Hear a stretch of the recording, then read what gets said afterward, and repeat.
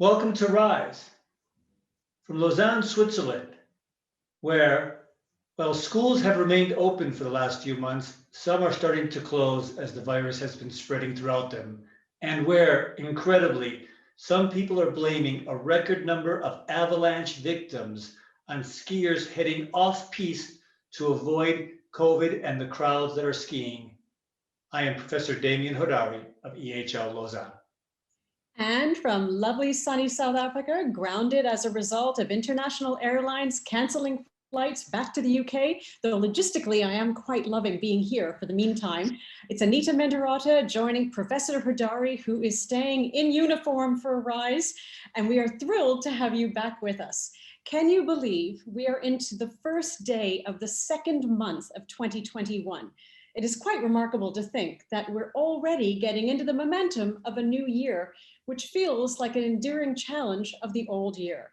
Still, we're seeing new waves around the world, new strains around the world, at the same time that new vaccines are being rolled out around the world. Thankfully, Mother Nature had a little bit of a surprise up her sleeve the last few weekends in the UK and in Europe, where snow fell, and our inner child was released to be able to go out and play in the snow, though unfortunately, Professor Hodari's arms are still hurting from all that shoveling. But we know we've got an incredible year ahead of us, and that's why Rise is still here with you. 288 days ago, we started a project that we thought would last 100 days.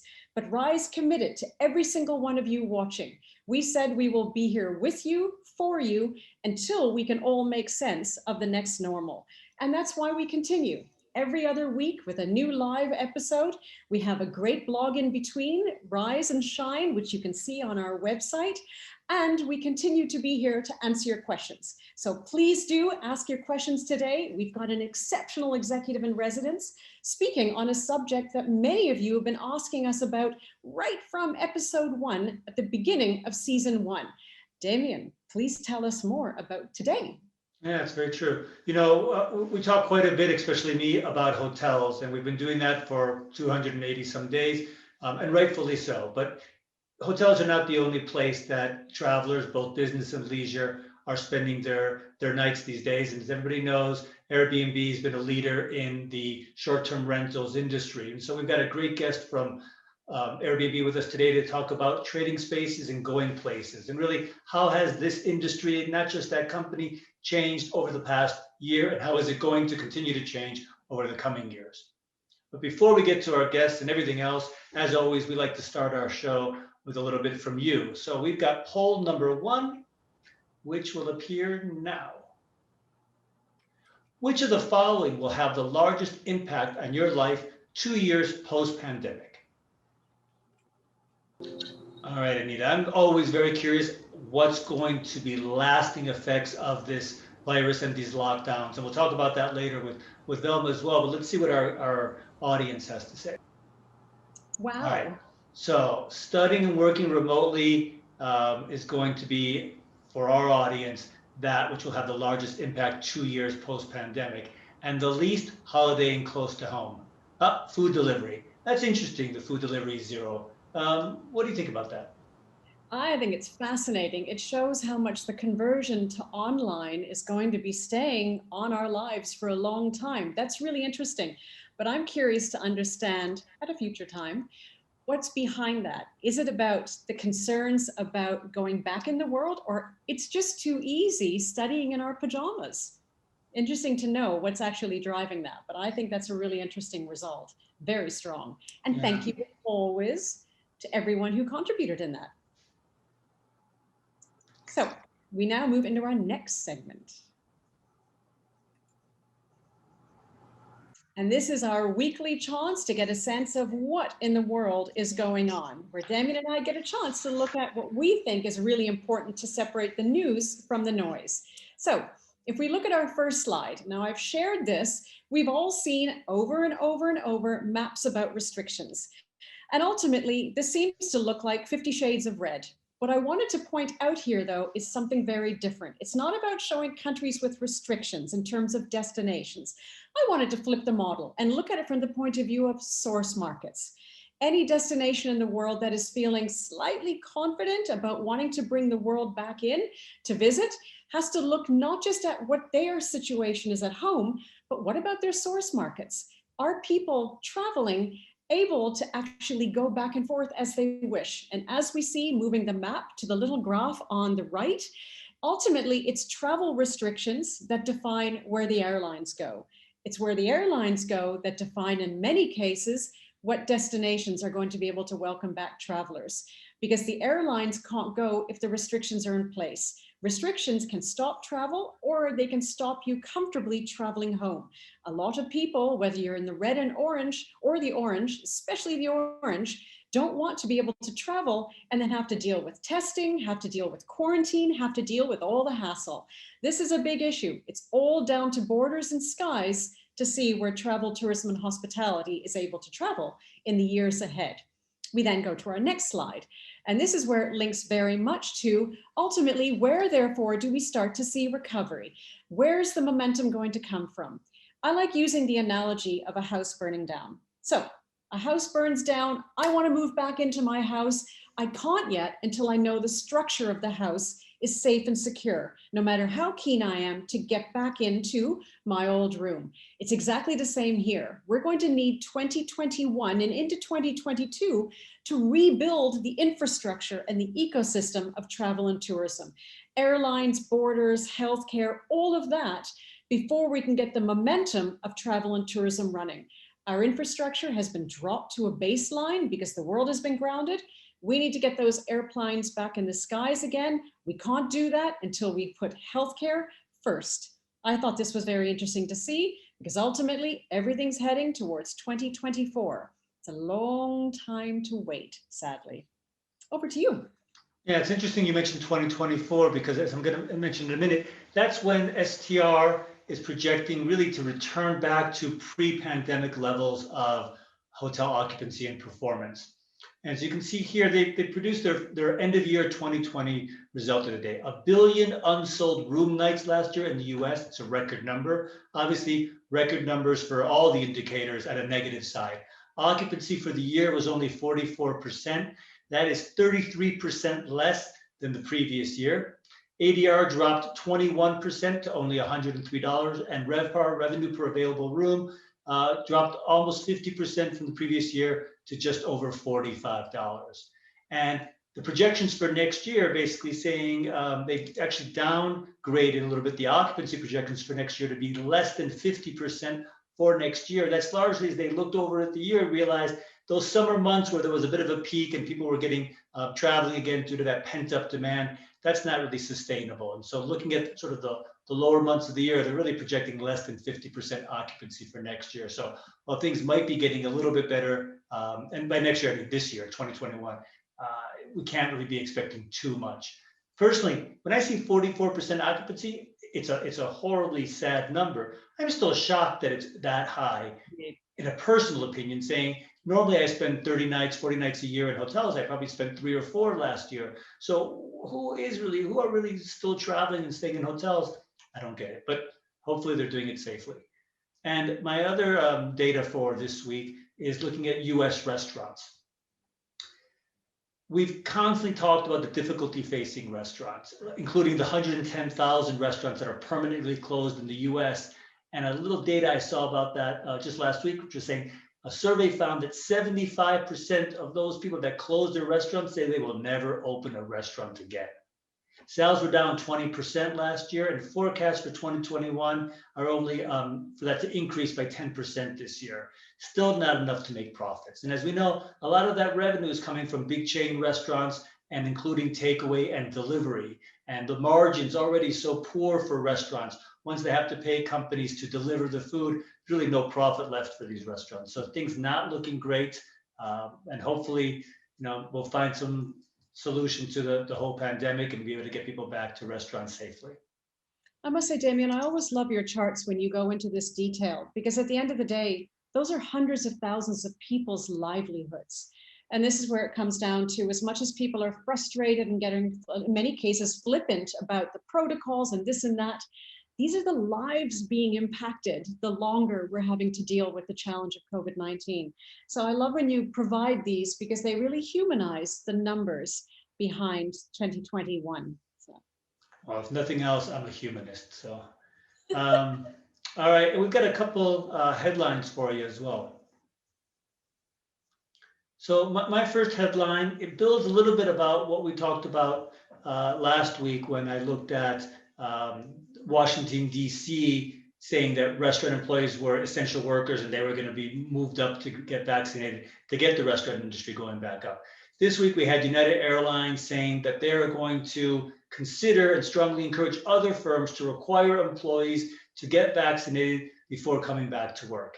And I thought this was a pretty interesting idea. Not just that United Airlines is saying it, but that they're saying, hey, everybody, we've all got to do this to, again, build that confidence amongst the traveling public. And it's not just for airlines, it's also for other industries. And it may be in hotels, as we saw in DC, it may be restaurants. So I think this could be one of those interesting trends to watch to see is there going to be a competitive advantage for industries or firms that can demonstrate that they've got vaccinated employees? And what are going to be the legal ramifications of this? So I just think it's an interesting trend to keep track of. And my second headline is really two, and I know I cheat sometimes, but what I thought was really interesting was both of these were published by CoStar in the hotel news on the same day. On the one hand, the bottom one, hotel portfolio heads for possible sell-off amid bankruptcy filing. We've been saying since the first episode that we were going to see 8 to 12 months later, a lot of these distressed assets being sold, really owners no longer able to sustain their properties due to just lack of demand and still have these mortgages to pay. And we're going to start to see them having to sell. And on the same day, right, when this was January 21st, we saw hotel investors prepare to capture distressed properties. Two different articles. So saying there's two sides to this, as we've been seeing throughout the pandemic. There are people that are suffering and now are looking to sell, and there's been plenty of money being put aside waiting for these situations for opportunistic investors to be able to come in and buy those properties at lower prices. So again, just a reflection of what's going on in the industry. There's two sides to everything, and it'd be interesting again to see how much money is invested this year. I think last year we had only 30% of 2019 levels of investment in hotels, and most of that was in the first 2 months of the year. So let's see how this develops going forward. It's a great relativity, Demian, because it's always about context. Some people might want to make these bids, but they're just not able to. Their model doesn't allow it. So it's always, whether it's about talking about business or talking about personal circumstance, we have no idea what's happening behind the velvet curtain in people's lives. This is a really good indicator of how it can go either way. And so we go on to the next one. Now, this really caught my eye because, quite honestly, it caught me in my place. I was due to fly back to the UK on Saturday. I got a call from British Airways about 2 weeks ago to say all of our flights are cancelled. I can't go back. I could find an alternative route back to the UK via the Middle East. It's all doable. But the question is, why bother? That's always been a big issue for me around rebuilding our industry. It's the why bother. Governments in the UK government put this restriction in place at the end of this past week, which ultimately says that if I go back to the UK, as soon as I land, the government is going to put me into a hotel of their choice for 10 days.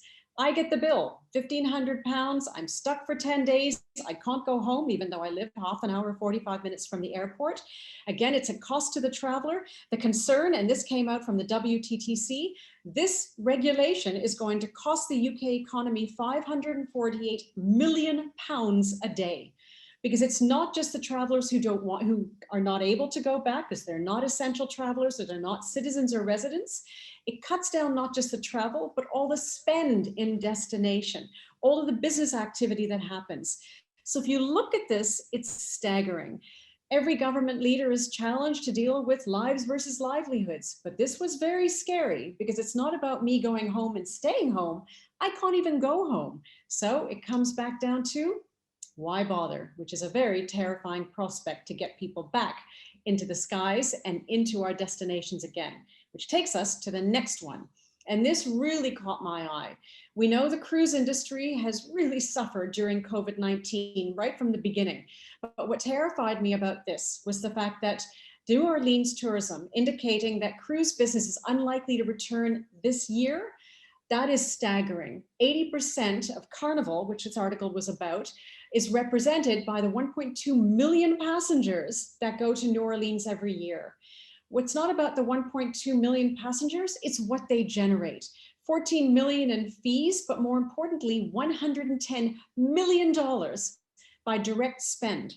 That direct spend is local businesses, local restaurants, local souvenir shops, local spas, whatever it might be. So when the cruise ships stop arriving, all of that business activity, again, that ecosystem comes to a grinding halt. What's very unnerving as well about cruise ships is that it takes time and an enormous amount of expertise to get the itineraries back in place. So even planning for 2020 is not just a matter of, we'll send the ship there. These are incredible assets that are having to be managed while they're sitting grounded in ports, and to get them back into the ports, that's a whole different equation. So this, I thought, was again important from the point of view of looking at each cruise ship as an ecosystem of our industry that needs to be remobilized, and the amount of work that it takes and cost to the destinations if they can't move. I thought that was fascinating. Yeah, that's a prime example, sorry, of an industry where not only are they likely to require employees to be vaccinated because they're in those close confines with people for so long, but also maybe requiring all passengers to demonstrate that they've been vaccinated. And that may help get the industry going quicker. But of course, getting those number of people vaccinated in that order, it's probably impossible this year. So I want to say a quick word as well about what you said about the vaccinations, because that's really true. A requirement to be vaccinated is one thing. The ability to get vaccinated is another. Because while the vaccines are being produced, the distribution and the jabbing is a whole different global debate right now. So that's great in terms of people are required to vaccinate, but what if they simply can't get on the vaccination list because they're at the wrong age, at the wrong place, at the wrong time? I might be liable to be able to get vaccinated, though you will first because you're older than I am, but I'm not in my home country. So that changes the whole scenario. It's an interesting point you raised now twice. And on that, in terms of interest, I know, Demian, how much you love aviation advertising. So I'm going to leave this week's video to you. I chose one that some of you may have already seen. It did go viral if you want, but mostly in the US. And here in Europe, I found that a lot of people I talked to had not seen it. So I'm going to share this one with you. I think it really puts into context the reality of the devastation on the restaurant industry that I've been talking about for the last year or so. And so here you have Angela Marsden, owner of LA's Pineapple Hill Saloon and Grill. And she built an entire outdoor eating area when that was encouraged and allowed by the local government, only to see the laws change and then not allow outdoor dining in Los Angeles. But when she got to her establishment one day, she saw that an entire new outdoor area had been built by a local film production company that needed to feed its cast and crew. And this is her reaction. Not giving us money, and they have shut us down. We cannot survive. My staff cannot survive. Look at this.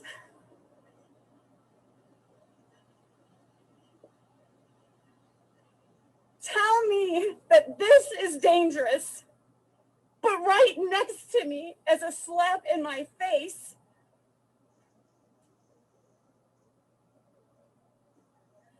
that's safe. This is safe. 50 feet away. This is dangerous. Mayor Garcetti and Gavin Newsom is responsible for every single person that doesn't have unemployment, that does not have a job, and all the businesses that are going under. And we need your help. We need somebody to do something about this. And it's a pretty gut-wrenching video, in my opinion, right? But it really does, we say 110,000 restaurants have closed. Well, there's 110,000 restaurant owners that are suffering. And even those that have managed to stay open are finding it difficult day after day as regulations change and as conditions change. I will spin a little positive note on this. After this video went viral, someone set up a GoFundMe page to raise some money for Ms. Marsden to help pay her employees and help the restaurant survive. And they raised over $230,000 US. So again, showing concern from the larger public, even in difficult times, to help restaurant owners through this. It's a great, great choice, Demian, I must say, because it was, in addition to the narrative that she said, her voice is what was chilling for me because it makes it again very real, which makes me think we're 288 days in on this, Demian. You've become very emotional, sir. I think the grouch might need a tissue in his bin. Look, I've seen that video, I don't know, half a dozen times. It still moves me every time. And it's just because you can feel the anguish, you can feel the desperation. And I think we lose sight of that a little bit when we just see numbers of, that are going on. There's people behind this. So say what you will, but I do care about hoteliers and restaurant owners. It's brilliant. And I love the fact that no matter how much time passes, we need to still feel that pain every single day, or we're taking for granted the safety that we have. It's a great video. So thank you. You're welcome. Excellent. So let's go to poll number 2 before we bring on our great guests for today. And we have a slightly different question for you, but one that we actually asked in similar fashion back in the early days of Rise in season 1. Which of the following lodging sectors will recover quickest after travel restrictions are lifted? All right, let's see what people think about the lodging sector. All right, resort hotels, right? People want to get on vacation, they want to travel, they're looking for that leisure vacation stay. So resort hotels look to be number 1 amongst our guests, followed by short-term rentals, Airbnb, and then boutique, city, and obviously convention hotels, business in last place. Any thoughts? That's really interesting, especially if you think about it, that it's always been a situation where convention hotels were right at the bottom in terms of expectation. But I'm intrigued to see the short-term rentals number moving up. That's 1 in 3 people. That's really quite something. So great to see, but clearly resorts, people are wanting to travel in their bubbles to bubbles. So that also makes a lot of sense there. Brilliant to see that result. And we're going to be discussing it with our very special executive in residence. It is my enormous pleasure to welcome to the Rise stage someone who is, I think, one of the greatest pioneers when it comes to travel and tourism. Admittedly, I met her here in Cape Town when she was with Cape Town Tourism, and then she moved on to join the world of Airbnb several years ago. Now, what's important about that is that this beautiful woman, VELMA Corcoran, she's the regional lead of Middle East and Africa for Airbnb. She importantly is a pioneer of Airbnb experiences. Because as we know, Airbnb evolved to actually start not just bringing hosts in to mobilize SME development and get inclusivity of communities, but you started bringing travelers to the communities and offering Airbnb experiences.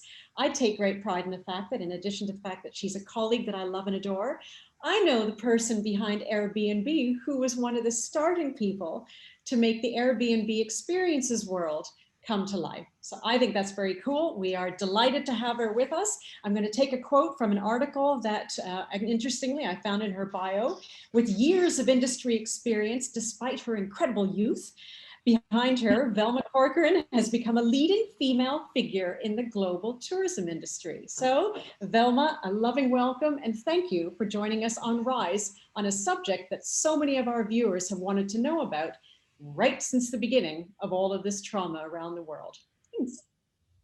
Thank you so much for having me. And that, yeah, it's probably going to take me a couple of moments to recover from the blushing from Anita's gushing intro. Hey, Velma, I wanted to start with just getting your opinion about those poll results, right? Our audience is generally thinking that it's resort hotels followed by short-term rentals like Airbnb that are going to be the quickest to recover. So I kind of have 2 questions. One is, do you agree? And 2, can you talk a little bit about Airbnb's recovery from the early stages of the pandemic and how it recovered during the rest of 2020? Yeah, so I mean, what that poll says is pretty consistent with a lot of what we're seeing. And that's really that people want to travel domestically and they want to have meaningful and affordable experiences. And so if we unpack that a little bit, you know, it's obviously very much about local travel. And people are venture, you know, they're basically dipping their toes in the water. And so what we've seen is that locals want to travel in their bubbles within a petrol tank's radius of their homes. And that, you know, typically what they're trying to do is that they're going to mountains, beaches, as far into nature with some of their closest families and friends. And I can assume that that's pretty consistent with what you would see in a resort, is that it's about the people that you're going to the resort with and the experiences that you're going to have there. Then the second thing that we're seeing is it's all about affordability. Makes absolute sense.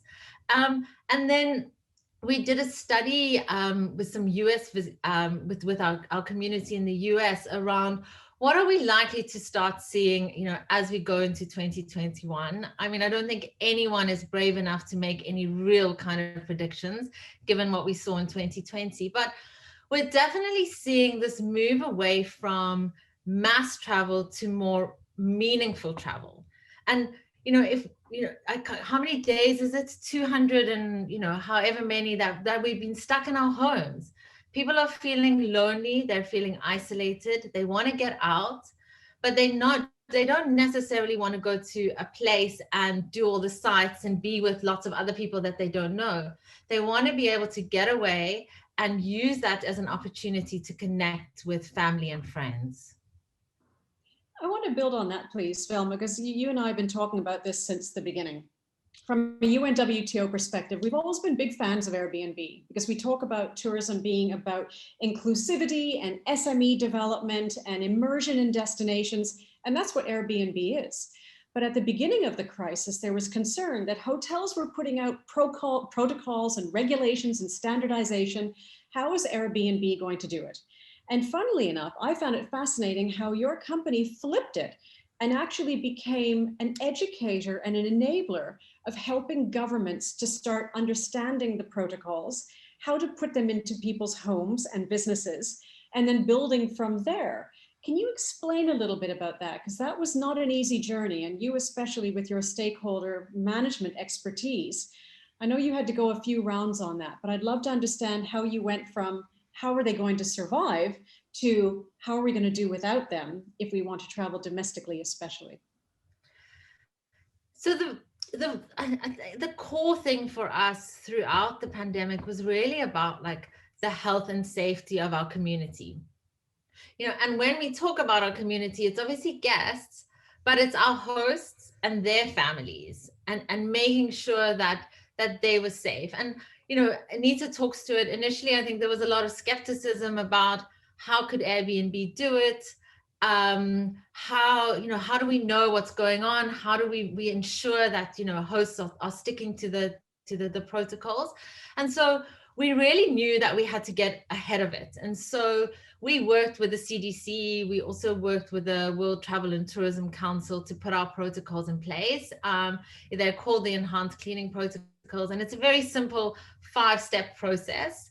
Initially, we thought it would be something that hosts would sign up to. They would then get a special badge, and we saw that actually very few guests were booking hosts that hadn't signed up to the protocols. But actually, in the last half of last year, we decided that it was so important that our hosts signing up to those protocols is mandatory. And we very much use the review system and making sure that the reviews that the guests leave and how they talk to the cleaning and the safety and the standards is also key to how we enforce it, and we verify that what hosts are saying that they're doing, that they're actually doing. And we couldn't really have moved on from that unless we got that right, and we really, really got it right. Because unless people are feeling safe, you don't have anything else.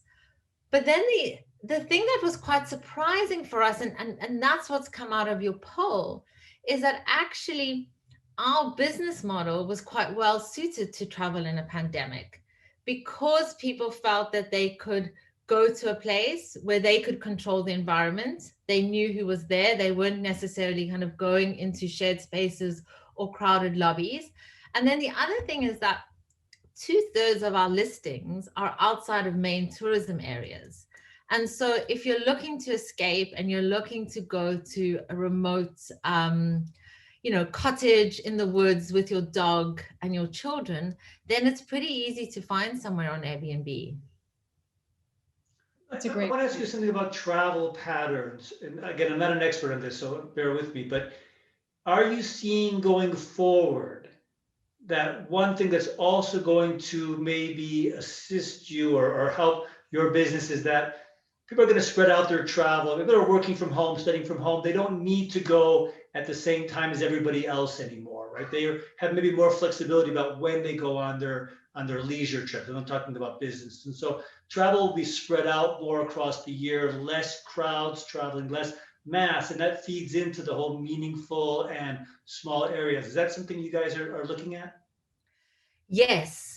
So there's two things that we're seeing that I think are super interesting. So the one is flexibility, and it actually goes to the point on the first poll that you had around remote. You know, the one thing that's going to stick with us 2 years down the line is remote working and flexibility. And I think that's really kind of a thing that has fundamentally changed. And this kind of notion of home, work, travel, all jamming into one. So we've seen a huge increase in what we call kind of living anywhere, remote working, long-term stays. So people booking much longer travel windows than what they previously did, and relocating and going somewhere for 2 months or 3 months and being able to work from there, as well as experience it, I suppose, especially with the nightmare that we all call homeschooling. So that's definitely a trend that we're seeing. We've actually worked on a campaign now with Westgrow, who are the destination marketing organization for the Western Cape, to position Cape Town as a remote working destination. We, especially as, Europe is in its winter, Cape Town is in its summer. I mean, basically, Anita is a poster child for this. Working remotely from Cape Town. So that is, that's definitely a trend that we've seen. And then the other thing is that we're seeing is travel is a lot more diffuse than what it was before. People are not necessarily going to big cities, but they are going into small rural areas, actually as I said before, beaches, coastal areas. The more remote, the better. Which I think is really exciting for small towns and villages, of how one is spreading tourism and then thinking about, what are the benefits of tourism that then can come into those communities around what people are spending in the little coffee shops or the restaurants in those communities. And so, effectively I don't want to make any predictions because I don't know, but you're definitely seeing a move away from the sort of mass over tourism to hopefully spreading tourism into more places and then more evenly across the year. It's interesting, Velma, to that point, and sorry, my Wi-Fi just collapsed, so I thought I'd give Demian a bit of a heart palpitation by disappearing. What I find fascinating is that I always think Mother Nature must have been a tourism practitioner in a former life, because we've always talked about domestic tourism, we've always talked about dispersion, we've always talked about seasonality, and COVID-19 it's forced us to create business models exactly addressing that.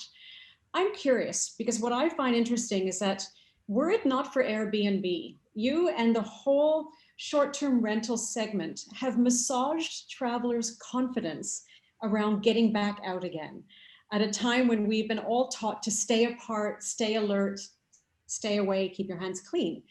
I think that's really interesting because our industry needs you and your segment to be able to make sure that people, when they can go out, feel comfortable going out. How has this changed your point of view around the value of Airbnb and the segment in the future of tourism? Any thought on that? So I think in many ways, what the pandemic has helped Airbnb do is, I think, the model has always been based on trust, but I think that there has always still been, especially people who haven't used it often, there has been maybe a lack of trust or not really sure about, do I go stay in a stranger's home? How does this all work? It all feels very foreign. And actually, what is amazing is that, short-term rentals or going and staying in someone's home has emerged as one of the preferred ways of travel. It's a way for us to dip our toes in the water. It's a way for us to reconnect with family and friends. It's a way for us to have basically, I mean, we've all become so comfortable in our own homes that we now can swap one home for another. And I totally agree with what you're saying. I think it's a little bit of kind of dipping the toe in the water, sort of thinking about building confidence of those kind of concentric circles. And, maybe I'll go, this weekend I might go within 50 kilometers, of my home and, just with my family. And then next weekend I might go, the following month, go a little bit further away, with more people. And so, from our side, there is definitely, I think, a credibility that has come with what we do. And then also a recognition of the impact that we can have, and the impact that we have on local, and, in my case, South Africans who use, Airbnb as a vital lifeline and additional income, but then also the impact that it has in the communities that it is. And so how are, visitors that stay in, someone's home, but they're not just staying in that home, they're going into the community, they're eating at the restaurants, they're going to the coffee shops, they're spending money. I do believe that you've been an incredible, when we talk about confidence and trust being critical for recovery, Airbnb is to me, one of the best examples of that put in action, because people feel much more comfortable going to someone's home, engaging with a host, than a generic entity. So I think that's a really interesting shift in the world of travel as we go forward. I want to ask a slightly different question before we maybe turn things over to our audience. We've talked a bunch about the accommodation side. You guys launched a bunch of the experiences, a year ago or so. And really, I think in the early days of the pandemic, the idea of the experiences, even virtual experiences, was supposed to become even more prevalent, let's say. I'm just curious, how has that gone during the pandemic? Has the experiences changed patterns quite a bit? Has it lost popularity? And how do you see that coming back after the pandemic? So, great question. So one of the things that we actually did as we went into the pandemic, and this was an idea that came from one of our hosts, is we moved from doing face-to-face experiences to doing online experiences. And for probably 6 months, we didn't have in-person experiences just because of the risk. And so we've moved to online experiences. We actually have a host in Cape Town, Justin, who does the Shark Experience, who is one of our most popular experiences globally, which is pretty amazing because it was an opportunity for you to sit at home and to have a different experience and go different places and armchair travel, but at a different level. But now what we're seeing is that the use case for how people are using experiences is changing, and that it's actually becoming more around groups of people getting together. So if you can't get together in person, maybe you're going to learn how to make sangria with someone in Barcelona and have an experience. I'm in the process of doing a 2-day team offsite. I mean, it used to be like the really fun thing that we used to do, get the team together, really brainstorm about the plans. Now we have to do it on Zoom. There's so much Zoom fatigue. And so tomorrow morning for an hour and a half, we're doing positive thinking with a para-Olympian. And so we definitely see that as we go forward, that there will be a need for in-person experiences again, but we think that these online experiences will continue, but probably with slightly different use cases. That's good. And the Olympic relationship, I think that's so fascinating. I wish we had time to look at that. Maybe we can jump back to it after, but I think we should turn things over a little bit. I know we have some questions from the audience. So Sarah, maybe you want to provide us with one of our audience's questions? Yes. Gary asks, how has Airbnb for work been going during a time where most people have the possibility to work remotely? Yeah, Gary. So we, part of the study I referenced earlier was a study that we did with guests and hosts in the US, sort of looking at some of the new travel trends. And what is interesting from that, and that's what American guests are telling us, is that they miss travel, but they don't miss traveling for work. And so, if we look forward to, some of the things that might change quite permanently, I think traveling for work is likely to fundamentally shift. I mean, I used to fly from Cape Town to Johannesburg for one meeting quite frequently. I'd be up and down in a day, spend 8 hours between traveling there, getting on a plane for an hour's meeting.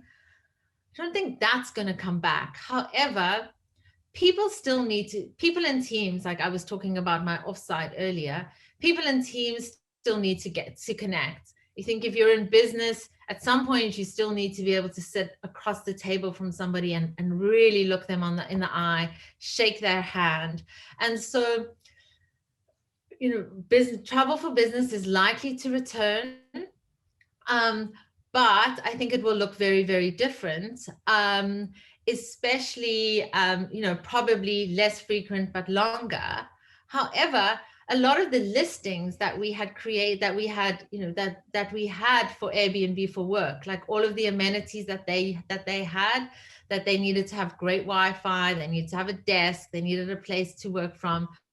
We're seeing that a lot of those listings have been converted into long-term stays, and that people are potentially going and setting up their home offices in there as they work remotely. Great. It is interesting, to your point, how many people are actually using Airbnb for booking months, if not a year, of just relocation because they can work from anywhere. It's a great question. Sarah, you got another question? Yes, Sven asks, Airbnb seems to have a strong sense of community. How has this been particularly important during this global pandemic? Great question. So one of the things that, I've, as someone who's works at Airbnb and has been through this worldwide, I think for us, the company that is now emerging is a much more focused company than what we were a year ago. And the thing that we really focus on is the thing that makes us unique, and that's our hosts. So going forward, Airbnb is really about hosting, and hosting is really important because that's what gives guests the meaningful experiences that they want. But also, we believe that if Airbnb is going to be a key part in tourism recovery, it's about how does it support hosts in earning that as a lifeline and earning the income that they get, but then also how do you then support the communities in which those hosts are for their in their tourism recovery. So just, a quick example. We and sort of to kind of thread through how like the ecosystem works together. So we launching a campaign in Joburg, Johannesburg next week, and it's called the Support Josie Shop Local campaign. And we've worked with our hosts, and they've crowdsourced or they basically recommended small local businesses that they love. So we've put together a map with all of these businesses which are for our guests. But then we've also set up a partnership with a local payment provider, an online payment provider. And basically what we do is that for anyone who goes to one of the businesses on the map, spends a certain amount of money, they get some cash back to spend at another one of the businesses. So thinking about how can we tangibly use our community as a catalyst for recovery and supporting not just our hosts, but the communities that they're in.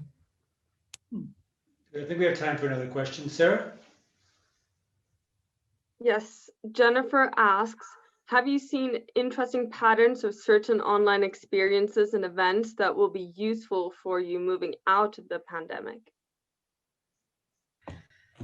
Yeah, so I'm not as close to the experiences business as I was once upon a time, but I think the trend the trend that we've seen, it talks to a lot of what I've said already, but it's basically people using experiences as a means to connect with their family and friends and potentially their colleagues. So, a friend of mine's son wasn't able to do his birthday party. He loves Harry Potter. So we did an online experience. We did a Harry Potter tour of Edinburgh with his friends.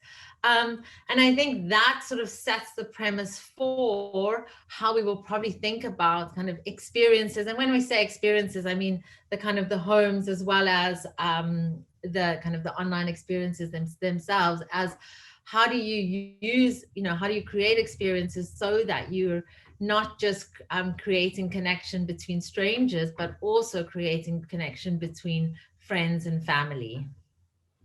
Okay. Anita, we got time for one more?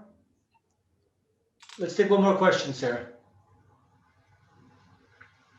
Those were all questions that we had for today.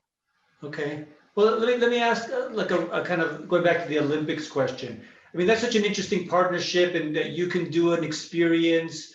I guess originally you would have done it in person, right? You would have gone and met up with an Olympian and then gotten a training with them or had some experience, but you've managed to shift that a little bit online and people can still get those experiences. Are there other partnerships, or can you tell a little bit about the success of that partnership? And is that something you guys are looking to do more going forward, which is to have more of these relationships with other organizations to create more similar kinds of experiences and memories for customers? So the Olympics for us is our flagship partnership, and it's something that will be running over the next 8 years. So it's not just the Tokyo Olympics, which we really hope will be happening, that we'll be supporting, but the various games that come after that. I think it's also been an opportunity to create revenue streams and income opportunities for some of the Olympians. And actually, it's been a lot easier with online experiences and thinking about that. And I think, as we look to partnerships going forward, it's very much sort of how do we bring in all aspects of our business. We actually have, and what we've done over the last sort of 6 months is we've really been focused on how do we have partnerships with destination marketing organizations to really help position them for tourism recovery, and so we think about, what are we doing to leverage our community. We did one with Dubai when Dubai started to reopen. As I mentioned, we're doing one in the Western Cape focused on remote working. And also we did one recently with Tourism KwaZulu-Natal, which is around Durban, also focused on domestic travelers and getting them to understand that there are lots of things about the destination that they probably don't know about. Great. I think, Demian, that to me is one of the greatest shifts that's taken place. And we've always talked about COVID-19 has caused just not the value of travel to change, but the values of travel to change. And I love what VELMA is saying. So many places are waiting for the world to open up to international travel to recover. And what Airbnb has demonstrated is that, no, the opportunity domestically is massive. And you've opened up the baseline, or you've raised the baseline of being able to have that domestic market be a bit of an insurance policy for the long term. I think it's fantastic. And so many people around the world are discovering their own homes for the first time and finding it is as sexy as going overseas. So I think there's a lot of credit where it's due on this one. And thank you for taking this on and representing the company for us on Rise. Thank you so much for having me. Thanks, Oma. Brilliant. Take good care of yourself and keep your hands clean.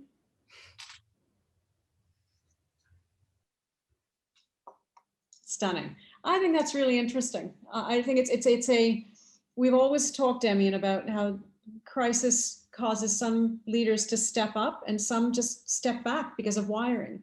And I think Airbnb, if you think of the transformation it's gone through, not just as a business, but in terms of credibility, is fascinating. Absolutely fascinating. So you could just see it in the stock price, how once they went public a few months ago, how it skyrocketed. And I think people see long-term, a little bit like the hotel investors that I was talking about before, seeing long-term potential for the hotel industry still. You can see a lot of investors seeing great potential in the whole short-term rentals business, and obviously with Airbnb. So I'll be curious to see that. But to that point, as Brian was saying recently in an interview, they lost 80% of their value in 8 weeks at the beginning of the crisis. And now, as you're saying, they were completely incorrectly valued and it's gone through the roof. So that takes stamina. So full credit to it. Speaking of stamina, we now go into our next Very cool, very fun segment in which we give Demian Hodari the easy side to argue. Sure.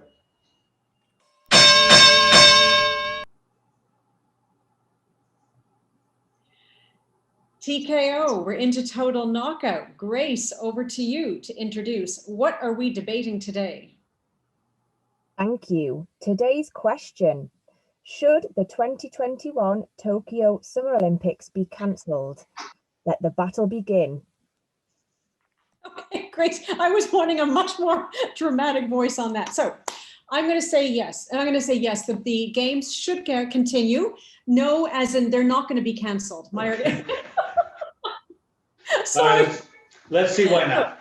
I'm going to say no, they should not be canceled. We'll start that 30 seconds over again. Because for me, I think what's really critical about it is that it's not a question of canceling it. It's about how the games should be executed.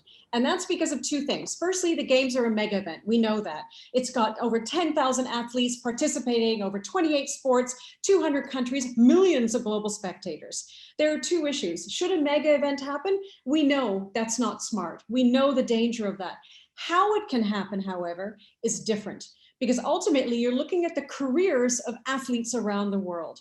And the epicenter of age is mid-20s for those athletes. If you cancel the games, those athletes' careers are going to be significantly damaged, as is the destination that is put in $15 billion.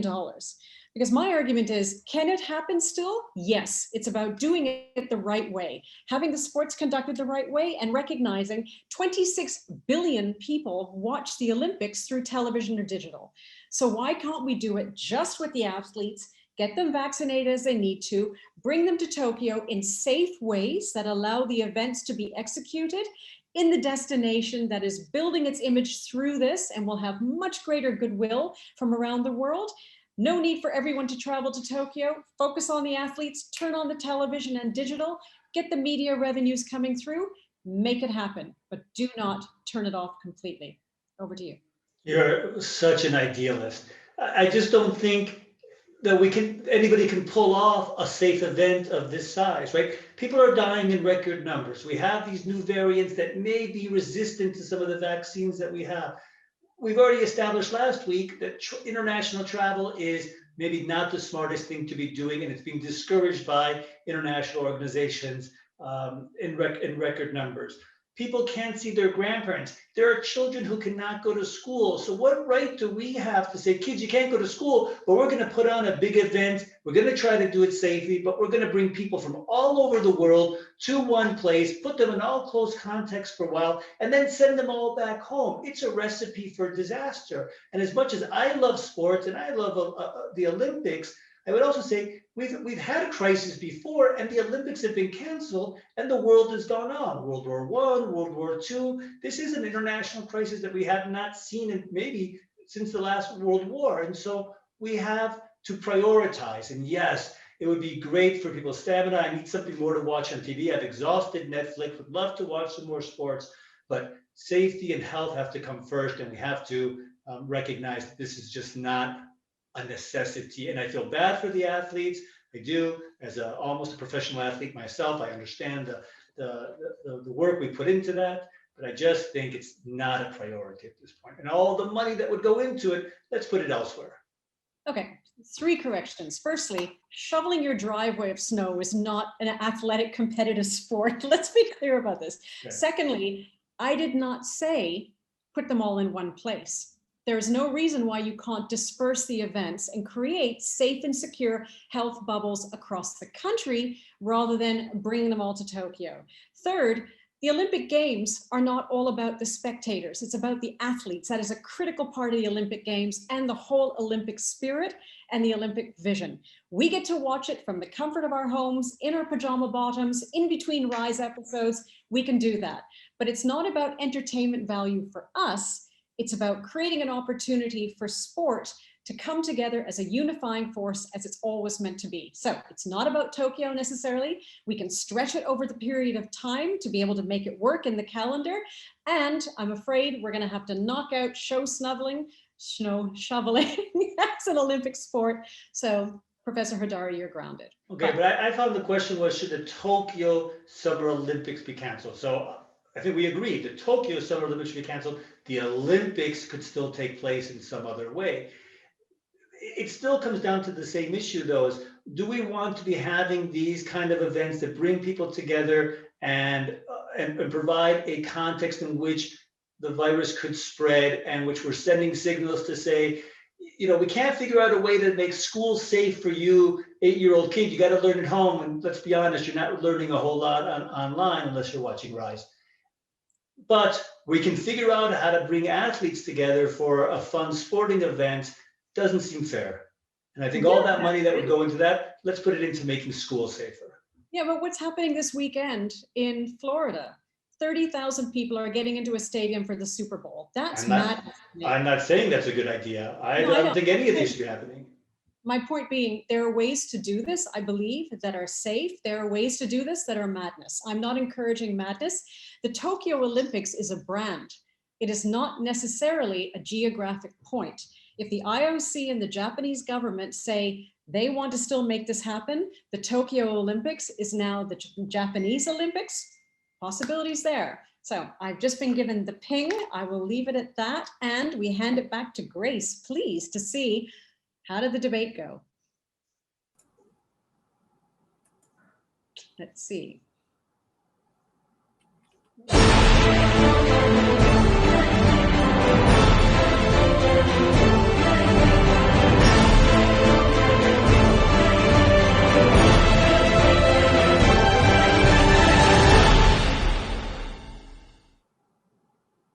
Okay, everyone, it's time to choose your winner.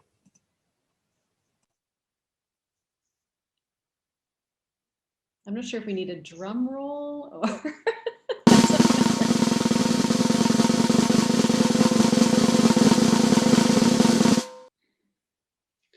All right, Grace. I think they're pretty quick for people to make the right decision. Let's see what they say. Rude. Oh! Statistically, I think we tied. Enough time to make the right decision. I agree with you, Demian. But as you said, it's the value of the debate. It's not a win or lose. It's the importance of being able to have the debate and argue at either side. All right. That was pretty close to that. You might be going to Tokyo after all. I'll be curious to see. I mean, you made some great points there. I'll be curious to see how they're able to adapt the Olympics. And let's see what they pull off. And let's check back in July, August, and see how where we're at. Absolutely. So between now and then, we're now looking forward to our next live episode, which is on Monday, the 15th of February. As always, as we said, season 3 is every other week. But do please go to our blog in the between, because before we come to the stage talking about retail therapy, how retail and travel and tourism have changed because of COVID-19, we've got 2 fantastic international guests, but we've got a 2-week gap between there. So head to our little, it's Rise and Shine, our checking in on a weekly basis on rise-weekly.com.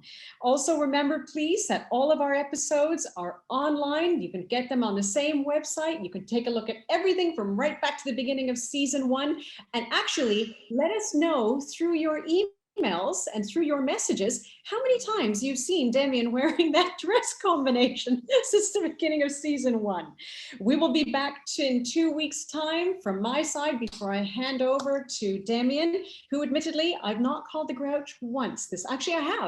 I have. So for the second time, I'm going to hand it over to the Grouch to close off. But from my side, as always, between now and when we see you on the 15th of February, stay safe, stay strong, stay hopeful, keep your hands clean, and stay with Rise. And for me, just everybody stay safe and do order some food from your local restaurants, delivery, takeaway, or if you can't eat in, support your local business. See you in 2 weeks. Take care, everyone.